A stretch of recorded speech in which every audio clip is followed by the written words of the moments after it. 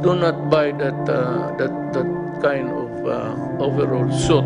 It is a plastic one that would place the health workers, even if there is just an iota of chance na buhay yan. Tama yan. Yun ang binili mo? Yes po. This high grade po. Yes. Tama yan. This...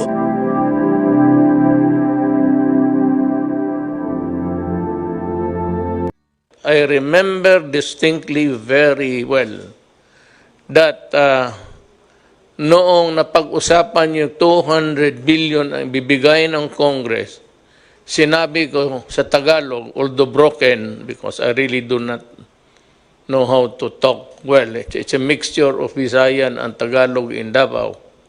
Sinabi ko, wag na wag ninyong do not fuck up with this pera, because it's really a blood money now needed to keep the nation alive. So wala akong I would listen to Secretary Duque, but I gave him the instruction, and I admit it in public now, sabi ko sa kanya, do everything you can. Sabi niya, there's so many proposals. So I do not care. If it's not cheap, if it is expensive, just go ahead and do something about it. Kasi ipit na tayo dito. And those were the early days.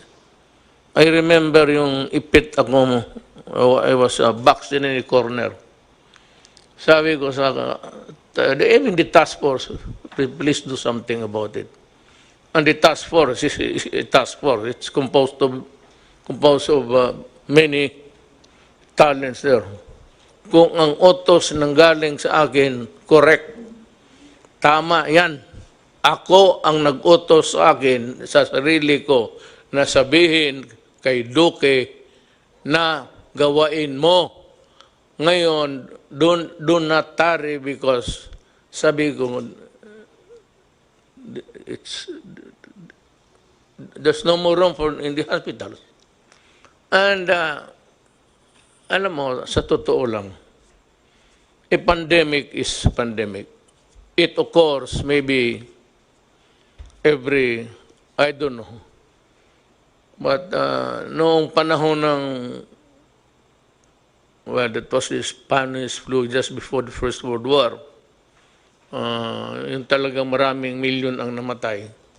But with the advances of science, it's because we were able to come up with the vaccine. The germs are still here, but they can no longer inflict damage on the next generation kasi nabakunahan na lahat. But to say na nawala, you do not kill bacteria and viruses.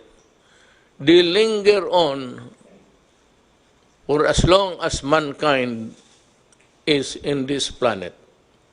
Hindi talaga nawawala yan. Sabihin mo yung diphtheria, well, hindi yan. A vaccine cannot kill. It's the body that provides the defense against those microbes. Ito ngayon, wala pang bakuna.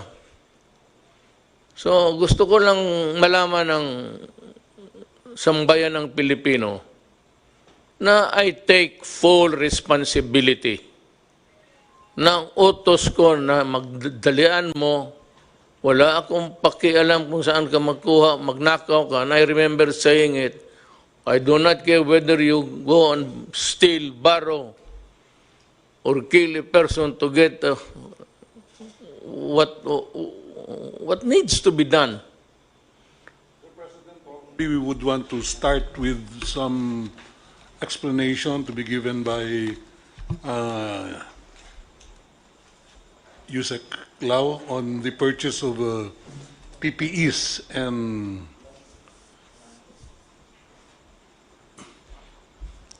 some medical equipment. We have a mannequin there. That is the complete set of the personal protective equipment for a medical personnel to wear. Or, Wala. who's inside there? A woman? No, mannequin po. Ah. Bakit may manikin ako dito? Kulang lang po siya ng ano tawag doon? It lacks the face shield. It's 9-piece item. So we start with the most expensive part is the coverall. Yung parang may takip sa ulo. Okay. This is the coverall. It has a blue strip, which is very. This is one of the marks of a very expensive coverall protection gear. This is what we call as Ebola level. Ang Ebola level, it can actually stop even air transmissible viruses. Ano siya? It's lightweight and it's non-woven. May heat seal. Even the sewn portion is covered to make sure that pag nagkaroon tayo ng spill, air or liquid, hindi papasok sa balat or sa clothing ng mga doctors. So when you go international, lahat sila itong sinusuot. There's only one country who's not wearing this, it's Korea. Korea has the same item but no heat seal. That's why even yung Korea companies that's trying to provide supply sa Philippines, we cannot accept their item because it's not heat sealed. Now, the difference between heat sealed and not, it's almost 200 to 300 pesos. So, mahal kasi. We have a price from DTI. There's one company known as Conweb. They are producing PPEs locally that will start on June this year. So, we will be buying it at 850 kasi local. But the materials will still be imported from China. But this one, pag imported to, at least 1,100. That's the statement of Senator Lacson, yung 1,097. This is one. Kasi this is actually 1,100. So when you say, they say PPE sa DOH, that's just the coverall. Now we have locally made items like this. Yung mga local kasi hindi siya medical grade. Tela ang gamit, fabric. So pag fabric, may tendency yun na papasok yung tubig. So hindi siya protective. It makes you feel secure, but it's not actually medically safe for you to wear. So let me interrupt you. Yes, sir. So do not buy that kind of overall suit. It is a plastic one that would place the health workers, even if there is just an iota of chance na buhay yan. Tama yan. Yun ang binili mo? Yes po. This high grade po. Yes. Tama yan. Walang problema. There is a standard set by DOH and FDA. Ano po to? International standards, and we're following that. We don't go below kasi nga the company can be sued, we can be sued. I agree with you. Then the next po, we have the goggles. Yung goggles natin, there are many types of goggles. That goggles po, meron siyang butas but not direct. Pag direct kasi, pag may fluid, papasok siya. So may ventilation, but it's called the ventilation na indirect kasi may valve. So air can come in to make sure you will not perspire. The goggles is anti-fog para hindi siya mag-fog. And at the same time, may ventilation so that there will be no moisture. So pag wala siyang ganun, ang tendency you sweat, magpuputi-puti. The next one is we have two types of mask pinapasuot natin sa kanila. Both. We have the N95 or the KN95 and we have the surgical mask. Where is the other one? Nandun po. The other is a surgical. The blue one is the surgical, the white one is the KN95. Okay. It's the standard set by DOH, double mask po dapat ang suotin. And after that, we have the lab gown. The lab gown is isolation level. So the coverall is protective level, even air and water, hindi makapasok. The lab gown is isolation level. It means pag nilagyan mo siya ng tubig, hindi papasok. Pag nilagyan mo ng pressure, saka tatagos yung tubig. So there are a lot of cheaper lab gowns, but they cannot pass kasi po pag nilagyan mo ng tubig, tatagos lang. So it makes you feel safe, but medically, if you're not aware, you are risking your life if you do that. Okay, let me, again, pardon.